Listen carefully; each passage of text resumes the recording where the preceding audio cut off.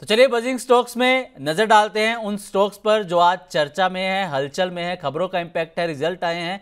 नजर डालते हैं। सबसे पहले बात करेंगे बजिंग स्टॉक्स के अंदर भारतीय एयरटेल की। दरअसल इसके Q2 के यहां पर रिजल्ट आए हैं, जिसमें प्रॉफिट इसमें 14% के आसपास की ग्रोथ देखने को मिली है और रेवेन्यू में 5.5% के आसपास की यहां पर ग्रोथ है।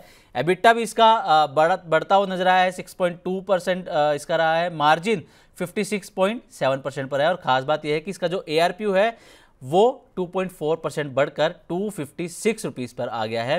अगला बजिंग स्टॉक भी इसी के साथ ले लेते हैं, इंडस टावर, क्योंकि भारतीय एयरटेल से ही जुड़ी हुई खबर है। दरअसल इंडस टावर में जो प्रमोटर हैं उनको भारतीय एयरटेल को हिस्सा बढ़ाने की बोर्ड से यहां पर मंजूरी मिल चुकी है और 5% तक अतिरिक्त हिस्सा खरीद को यहां पर मंजूरी दी गई है। तो सर, भारतीय एयरटेल और इंडस टावर्स दोनों पर आपका नजरिया चाहेंगे सर। रिजल्ट अच्छे आए हैं, क्या नजरिया है सर आपका?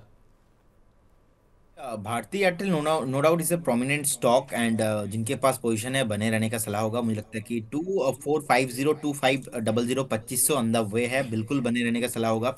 यहाँ से भी और आपको ऊपर प्राइस आते हुए दिखेंगे।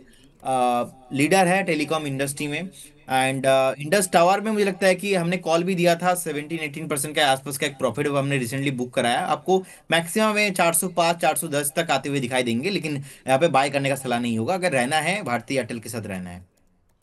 ओके, भारतीय एयरटेल के साथ रह सकते हैं। 2500 के लेवल भी दिख सकते हैं आपको और इंडस टावर्स 405 से 410 तक के लेवल दिख सकते हैं, लेकिन फ्रेश बाइंग की फिलहाल सलाह यहां पर प्रदीप सर ने नहीं दी है, रेकमेंड नहीं किया है।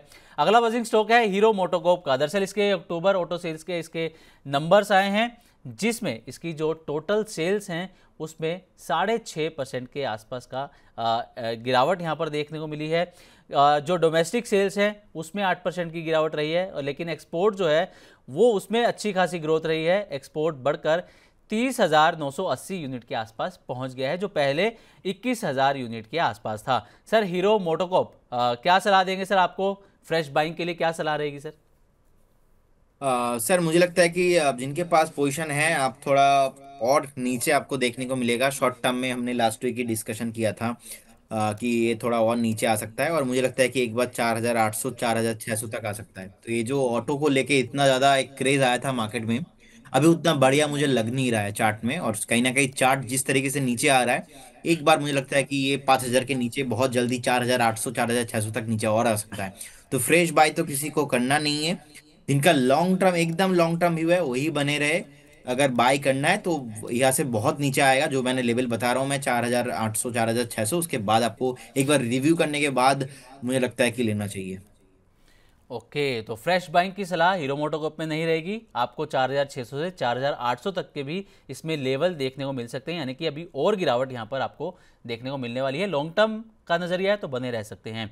टाइटन की बात कर लेते हैं। टाइटन के भी शानदार नतीजे आए हैं। जो पैट है उसमें 42% की यहाँ पर ग्रोथ देखने को मिली है। रेवेन्यू 25% यहाँ पर बढ़ता हुआ नजर आया है। एबिटा 43% बढ़ता हुआ नजर आया है। मार्जिन 9.8% पर है। हालांकि जो उम्मीद थी बाजार को 11% के आसपास की, उससे कम रहा है मार्जिन। तो सर, टाइटन पर माफ कीजिएगा, आप बुलिश हैं या फिर क्या नजरिया है सर आपका?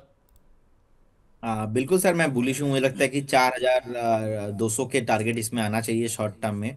एक्चुअली रिसेंटली 3,350 के आसपास प्राइस था, तो तब हमने कॉल भी दिया था 3,800 का टारगेट। 3,800 का टारगेट आ चुका है अभी। जिस तरीके का रिजल्ट है और एकदम मेक और ब्रेक जोन के आसपास ही है, 3,900 इसके ऊपर अगर एक हफ्ता सस्टेन हो गया तो नेक्स्ट टारगेट बहुत शॉर्ट टर्म में आपको 4,200 एंड थोड़ा बहुत मिड टर्म में नेक्स्ट 2 से 3 क्वार्टर में आपको ऑलमोस्ट 4,800 तक भी आते हुए दिखाई देंगे। बहुत बढ़िया कंपनी है, फंडामेंटल और टेक्निकल दोनों साउंड अच्छा लग रहा है। बिल्कुल बने रहिए, फ्रेश बाय भी करके जाइए। ओके, फ्रेश बाय भी कर सकते हैं। फंडामेंटल्स, टेक्निकल्स सब कंपनी में अच्छे नजर आ रहे हैं। 3900 से ऊपर एक हफ्ता भी रुकता है तो आपको जल्द ही शॉर्ट टर्म में ही 4,200 रुपए तक के भी लेवल यहां पर देखने को मिल सकते हैं। अगला बजिंग स्टॉक हमारा रहने वाला है सिप्ला का। दरअसल सिप्ला में खबर ये आई कि इंस्पेरा हेल्थ साइंसेस का ये 100% इसको एक्वायर करने वाली है। 110 करोड़ रुपए की रकम में जो है ये सौदा तय होता हुआ यहाँ पर नजर आया है और अधिग्रहण के बाद कंपनी की जो सब्सिडरी के रूप में इंस्पेरा काम करती हुई नजर आएगी। तो सर, सिप्ला कैसा नजर आ रहा है आपको? हालांकि फार्मा सेक्टर फिलहाल स्लो चल रहा है, तो सिप्ला पर आपका क्या नजरिया है सर? सर देखिए, मैं शॉर्ट टर्म में मुझे लगता है कि एक बार और थोड़ा नीचे आने का पॉसिबिलिटीज है। अभी 1501 1502 के आसपास का प्राइस है। मुझे लगता है कि 1420 1430 आना बाकी है। और फार्मा को लेके मैं इतना पॉजिटिव हूँ नहीं करेंट जोन से। सिप्ला का चार्ट भी अट्रैक्टिव नहीं लग रहा है। फंसा हुआ है एक रेंज में, कंसोलिडेशन पे फंसा हुआ है। तो एक तो ऐसे कंसोलिडेशन पे कोई भी स्टॉक्स होता है आपको बाय करना चाहिए थोड़ा डीप में ही, अभी करेंट जोन से नहीं। तो जिनके पास लॉन्ग टर्म का व्यू है, लॉन्ग टर्म में व्यू में कुछ भी मतलब चेंजेस नहीं है, बिल्कुल बने रहिए। शॉर्ट टर्म में किसी को अभी लेना नहीं है। और शॉर्ट टर्म में अभी कोई भी बाय कॉल नहीं रहेगा इसमें। ओके, तो शॉर्ट टर्म में सिप्ला के अंदर बाय कॉल नहीं रहेगा। तो चलिए, ये था हमारा सेगमेंट बजिंग स्टॉक्स, जिस पर हमने बात करी उन स्टॉक्स की जिनके रिजल्ट आए हैं या फिर किसी ना किसी खबर को लेकर वो चर्चा में है। वक्त हो गया है बजिंग क्लोज को यहीं ख़त्म करते हुए अपने अगले सेगमेंट की तरफ बढ़ने का। और हमारे अगले सेगमेंट का नाम है चुन चुन के।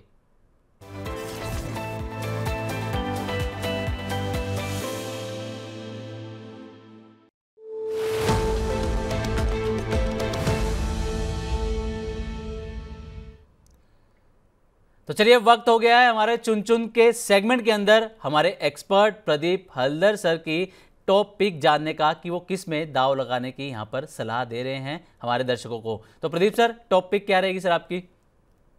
देखिए, जो कंपनी का डिस्कशन अभी हो रहा था टाइटन, तो मैं आज जी। मुझे लगता है कि टाइटन में ही एक पोजीशन बनाना चाहिए। लेकिन ये कोई शॉर्ट टर्म वाला व्यू नहीं है। अभी बाजार ऐसा है नहीं कि आपको 2 4 दिन 5 दिन में ही टारगेट भी आपको आते हुए दिखेंगे। तो ये लोगों को भी समझना पड़ेगा, ये बाजार का मूड रहता है। ये बाजार का मूड के हिसाब से हमारा मूड भी बदलता है। तो बेसिकली टाइटन का रिजल्ट आया, टाइटन का रिजल्ट मुझे बहुत ही अच्छा लगा। एंड लास्ट 3 से 4 बार हमने देखा कि टाइटन में एक मल्टी टाइम रेजिस्टेंस फेस कर रहा था। 3800 3850, मोटा मोटा 3900 के ऊपर सस्टेन नहीं कर रहा था।